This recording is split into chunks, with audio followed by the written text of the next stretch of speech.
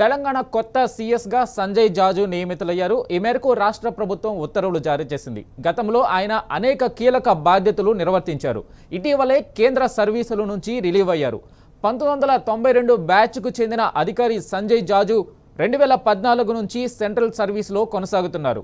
ఈ నెల 30తో రామకృష్ణారావు పదవీ కాలం ముగియనుండడంతో సంజయ్ జాజును కొత్త సీఎస్గా రాష్ట్ర ప్రభుత్వం నియమించింది.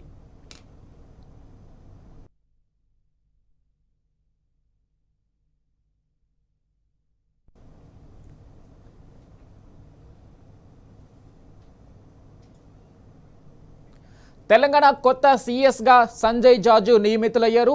ఈ మేరకు రాష్ట్ర ప్రభుత్వం ఉత్తర్వులు జారీ చేసింది. గతంలో ఆయన అనేక కీలక బాధ్యతలు నిర్వర్తించారు. ఇటీవలే కేంద్ర సర్వీసుల నుంచి రిలీవ్ అయ్యారు.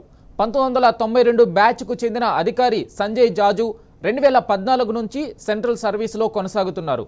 ఈ నెల 30తో రామకృష్ణారావు పదవీ కాలం ముగియనుండడంతో సంజయ్ జాజును కొత్త సీఎస్గా రాష్ట్ర ప్రభుత్వం నియమించింది.